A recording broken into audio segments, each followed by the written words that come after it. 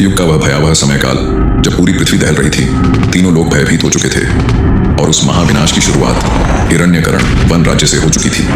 हिरण्यकरण one राज्य की समस्त आसुरी सेना और योद्धा पाताल लोक की ओर भयभीत होकर पलायन कर रहे थे, क्योंकि ब्रह्मांड का सबसे महाशक्तिशाली दानव, असुरों का सम्राट हिरण्यकशिपु मृत्यु को जो प्राप्त हो चुका था, और न जाने कितने ही आसुरी सेना और हिरण्यकशिपु के परम शक्तिशाली योद्धा, महाविकराल और महाप्रचंड शक्तिशाली भगवान नरसिंह के क्रोध में जलकर मृत्यु के घाट उतर चुके थे।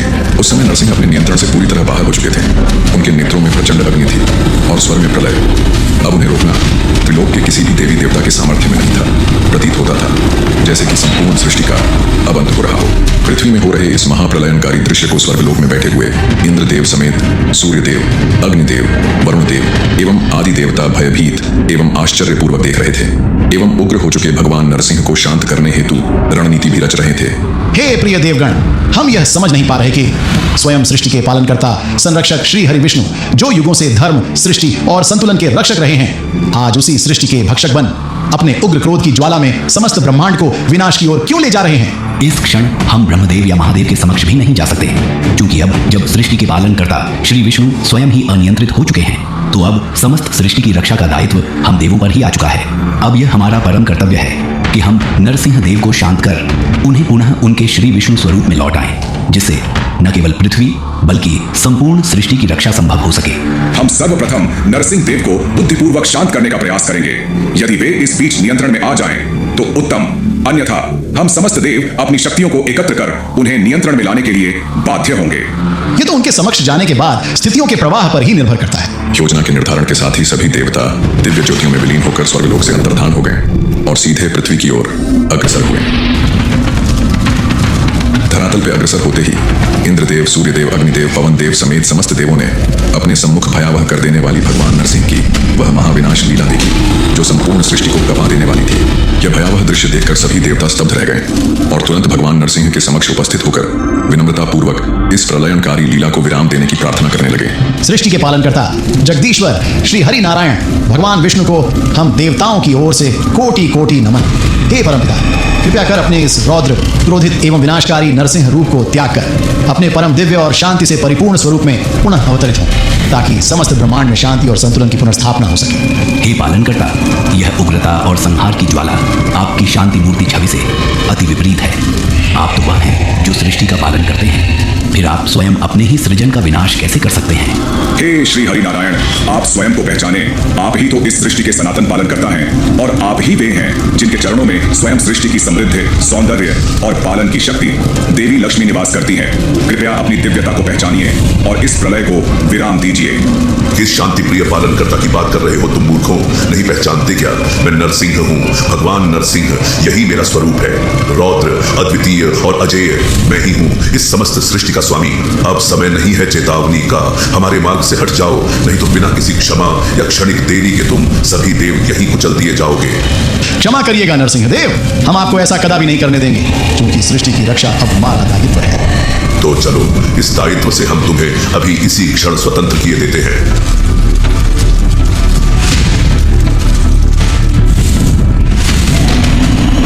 इतना कहते हुए नरसिंह इंद्रदेव समेत समस्त देवों पर टूट पड़े और उन्हें बुरी तरह से धूल चटाने लगे।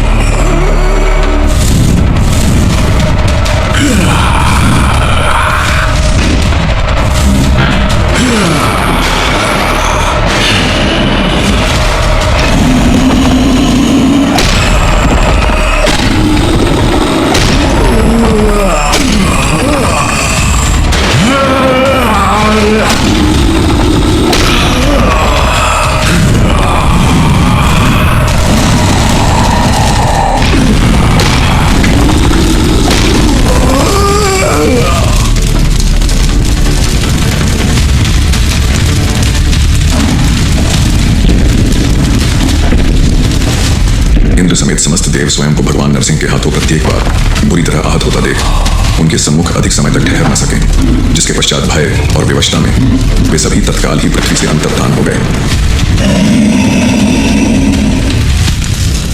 वहीं दूसरी ओर नरसिंह देव के अनियंत्रित होने के पश्चात भक्त प्रहलाद एक गुफा में शरण लिए हुए थे, जहां की भक्त प्रहलाद श्री हरि विष्णु के ध्यान में लीन होते हुए अपने निर्मल अंतःकरण के माध्यम से उग्र नरसिंह को शांत करने का प्रयास कर रहे थे कि तभी अचानक उसी गुफा में ब्रह्मदेव भक्त प्रहलाद के सम्मुख प्रकट हुए।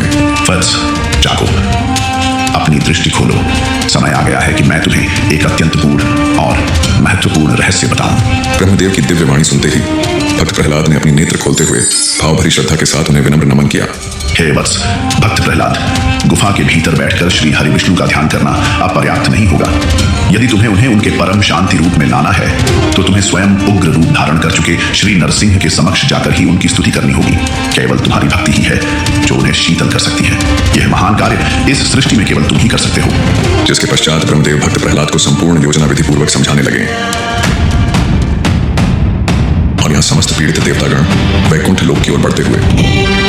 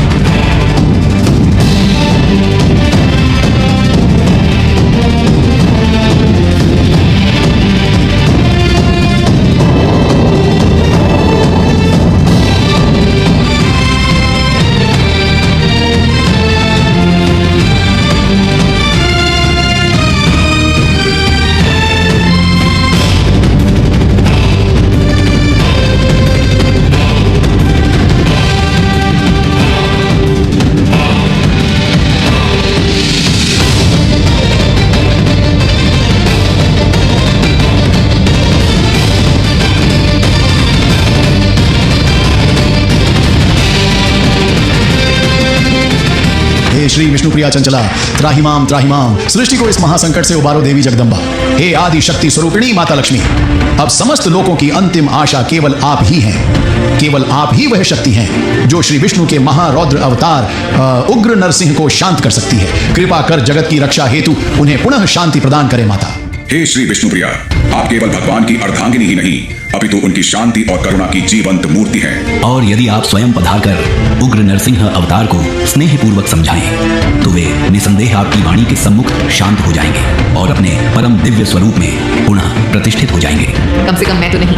हे देवतागण, इस पूरे सृष्टि में यदि कोई श्रीनाथ के उग्र रूप को पुनः शांति दिलाकर उनके परम दिव्य रूप में प्रतिष्ठित कर सकता है तो वे स्वयं भक्त प्रहलाद हैं।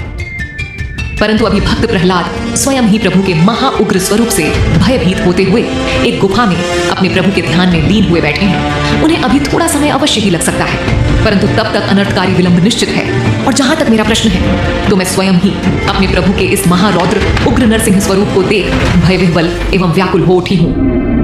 परिस्थिति विकट है, तथापि मेरे पास एक ऐसा उपाय है जो इस महाविनाश को रोकने में सक्षम है। अवश्य बताएं माते, अब विलंब न करें। अवश्य देवराज, यदि रुद्र अवतार को रोकना है तो यह कार्य केवल रुद्र ही कर सकते हैं, और वो कोई और नहीं बल्कि स्वयं रुद्र स्वरूप महादेव हैं। जी हाँ देवगणों, अब एक क्षण का भी विलंब सर्वनाश का कारण बन सकता है। अतः आप सब तुरंत कैलाश जाएं और ध्यानस्थ महादेव को श्रद्धा से जागृत कर उनसे निवेदन करें कि वे स्वयं आगे आकर इस भयंकर विनाश को रोकें। इतना सुनते ही समस्त देवतागणों ने बिना विलंब किए वैकुंठ से कैलाश की ओर दिव्य गति से अग्रसर हुए।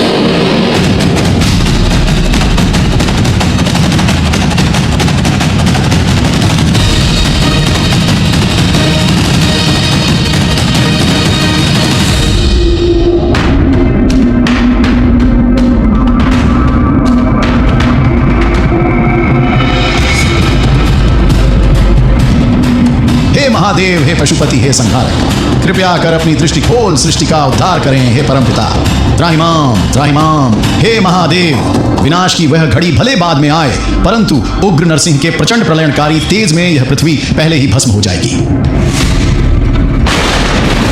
हे देवराज, हे समस्त देवगण, हमें इस महाविनाश का पूर्ण साक्षात ज्ञान था। इसी कारण हमने स्वयं उग्र नरसिंह से आंतरिक रूप रूप से संपर्क स्थापित कर उन्हें शांत करने का हर संभव प्रयास किया, परंतु वे हमारी प्रार्थनाओं को अनसुना कर गए। इस चराचर जगत के परम श्रेष्ठ ऋषि मुनियों ने भी एक साथ मिलकर उग्र नरसिंह देव से अंतरात्मा के स्तर पर संपर्क साधा, परंतु वे भी उनकी प्रचंड ज्वाला को शांत व शीतल करने में असमर्थ रहे।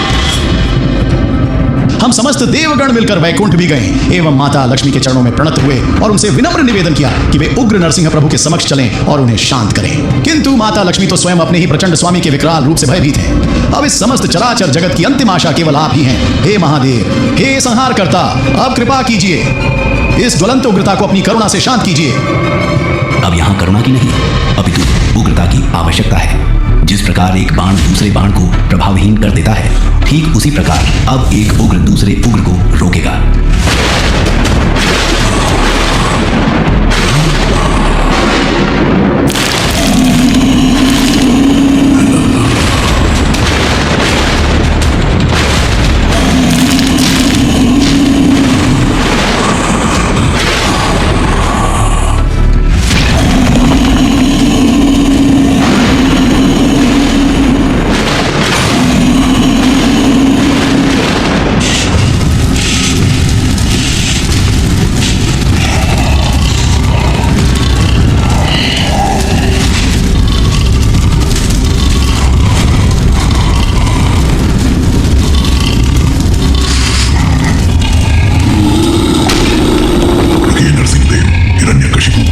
आपके द्वारा पहले ही मृत्यु का ग्रास बन चुका है, अब और नहीं।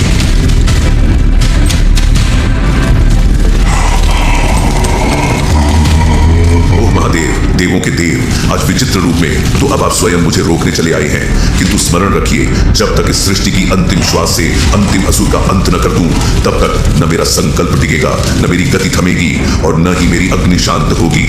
नहीं, आप समस्त असुरों का संहार नहीं कर सकते। यह सृष्टि के अनादि नियमों का उल्लंघन होगा। जिसका विनाश आवश्यक था वह पूर्ण हो चुका। कृपा कर अपनी शक्ति को विराम दीजिए और वैकुंठ लौट जाइए। महादेव, हमारे धैर्य की परीक्षा न ले, इस क्षण हमें अकेला छोड़ देना ही उचित होगा, अन्यथा परिणाम की अग्नि में स्वयं आपको भी प्रवेश करना पड़ सकता है। यह निरंतर संहार आपकी मर्यादा के अनुरूप नहीं। विनाश का कार्य हम पर ही छोड़ दें और आप कृपया कर वैकुंठ को प्रस्थान करें, पुनः सृष्टि के पालन में अपना दायित्व निभाएं। फिर देखते ही देखते नरसिंह और शरभ, दो दिव्य महाअवतारों के मध्य एक महाविनाशकारी संग्राम छिड़ गया, जिसकी गर्जना से त्रिलोक हिल उठा।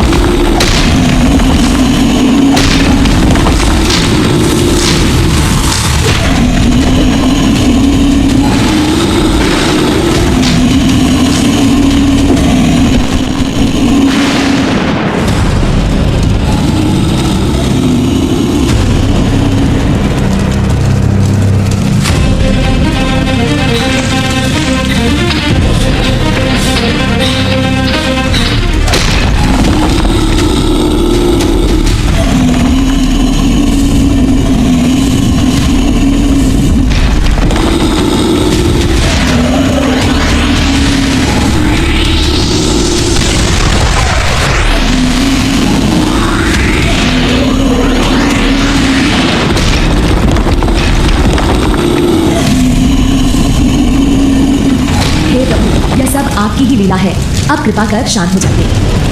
हे प्रभु, आप सर्वशक्तिमान हैं, आप सबके भीतर हैं, सबके स्वामी हैं एवं आपके लिए कोई मित्र या शत्रु नहीं। हे प्रिय वत्स प्रहलाद, अंततः तुमने कर दिखाया। मैं तुम्हारे धैर्य, क्षमा और अडिग भक्ति से अति प्रसन्न हूँ।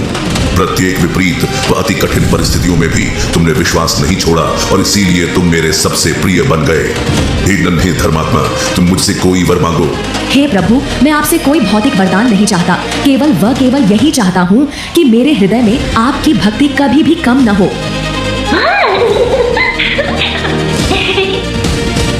फिर देखते ही देखते वहां समस्त देवी देवताओं का आगमन शुरू हो गया।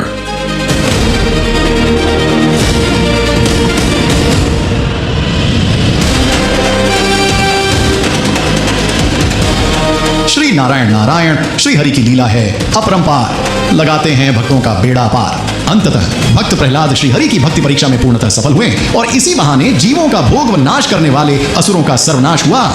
साथ ही देवों के देव महादेव ने यह सिद्ध कर दिया कि यदि क्रोध की ऊर्जा को सही दिशा में लगाया जाए तो मंगल और मुक्ति की प्राप्ति अवश्य होती है। और रही बात हार जीत की, तो न श्री विष्णु महादेव पर विजय पा सकते हैं और न ही महादेव श्री विष्णु पर, क्योंकि दोनों एक ही दिव्य शक्ति के दो रूप हैं, अर्थात दोनों एक ही हैं, न कि कोई शरीर मात्र।